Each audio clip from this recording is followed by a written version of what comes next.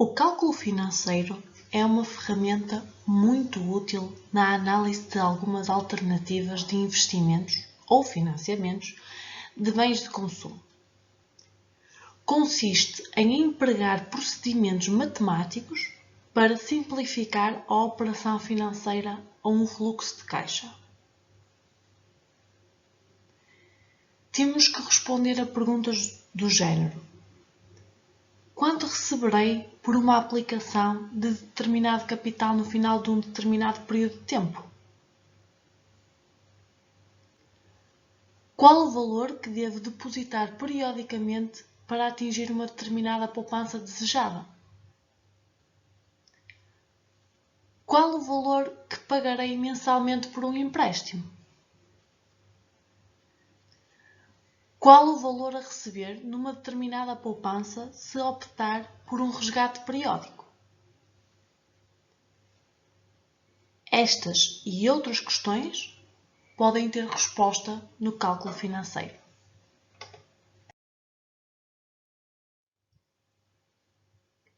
No cálculo financeiro, temos de diferir dois tipos de juros, que são os mais utilizados: o juro simples e o juro composto. O juro simples corresponde ao juro obtido pela aplicação de um montante de capital num depósito durante um determinado período de tempo. Para calcular um juro simples, basta multiplicar o capital pela taxa de juro em vigor nesse mesmo período.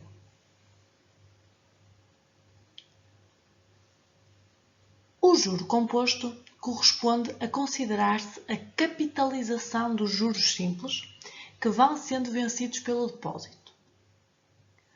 No juro composto, o juro devido em cada período é adicionado ao capital inicial, constituindo então um novo capital.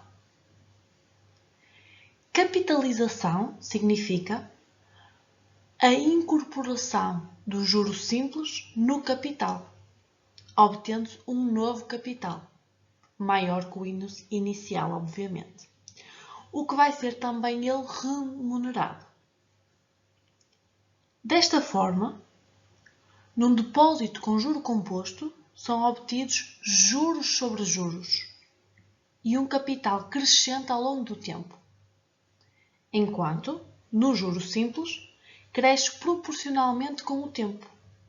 O juro composto cresce mais do que proporcionalmente com o tempo. Reparemos então, no início deste gráfico, eles praticamente crescem na mesma velocidade. Mas conforme o tempo vai passando, o gráfico dos dois juros se distancia. Conclusões. O juro simples representa uma progressão aritmética, sendo que o gráfico é uma reta e a fórmula da reta é uma equação do primeiro grau. Relativamente aos juros compostos, representa então uma progressão geométrica.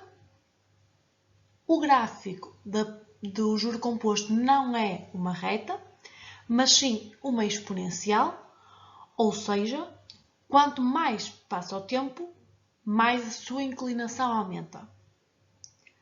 A fórmula é uma equação exponencial.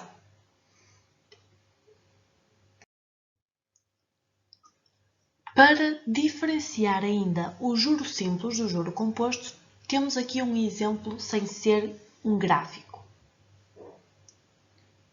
Ora, para ambos os casos, vamos considerar que a taxa de juro é 4% e que o capital inicial é 1000 euros. Portanto, para um período de 7, temos um juro de 4% e um capital inicial de 1000 euros. Vamos verificar então, pelo juro simples, qual é o total do nosso capital acumulado. Para cada um dos 7 períodos, no juro simples, o capital inicial é sempre igual. 1000 euros. Porquê? Porque neste regime de juro, os juros não geram juros. Para cada um dos períodos, o juro é 40 euros. Como é que chegamos a estes 40 euros? É os 1000 euros de capital inicial vezes os 4%. De juro acumulado, temos no primeiro período 40 euros, no segundo período 80, porquê? Porque é 40 do primeiro período mais 40 do segundo período. E assim sucessivamente. Nesta coluna, conseguimos observar que no final do período 7, o juro acumulado foi 280 euros.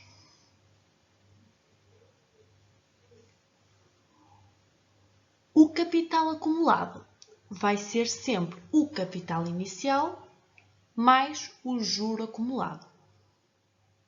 Neste caso, então, no final do primeiro período, o capital acumulado é 1000 euros mais 40 euros de juros, ou seja, 1040 euros.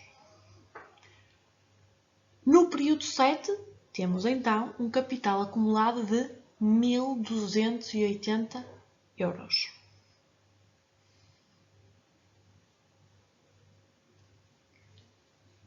Vamos ver então a situação do juro composto.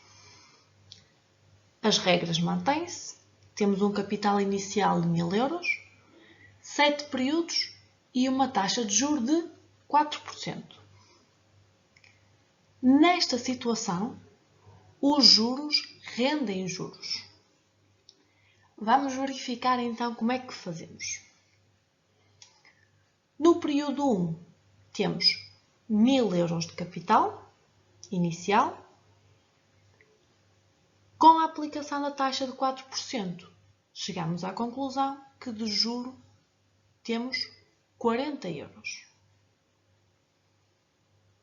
Ou seja, o capital acumulado é o capital inicial mais o juro. 1000 euros mais 40, que totaliza 1040. Se repararmos entre o juro simples e o juro composto, esta linha do período 1 é exatamente igual. Vamos ver o que acontece de seguida. O capital inicial deixa de ser 1000 euros. Porquê?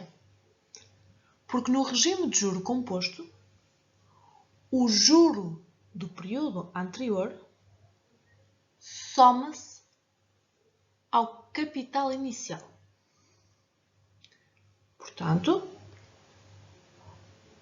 para o capital inicial do segundo período, pegamos no capital inicial do primeiro período e somamos o juro. 1000 euros mais 40. Totaliza então, no segundo período, um capital inicial de 1040 euros. Aplicado uma taxa de 4%, dá 41,60 euros de juros para o segundo período. O capital acumulado é o capital inicial mais o juro do mesmo período.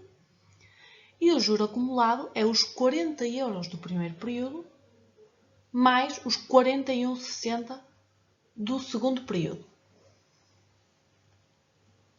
E assim sucessivamente. Verificamos então que entre o juro simples e o juro composto, para o mesmo número de períodos, para a mesma taxa, para o mesmo capital inicial, obtemos capitais acumulados diferentes. No juro simples, no sétimo período, temos um capital acumulado de 1280 euros. E no juro composto temos um capital acumulado de 1.315,93 €.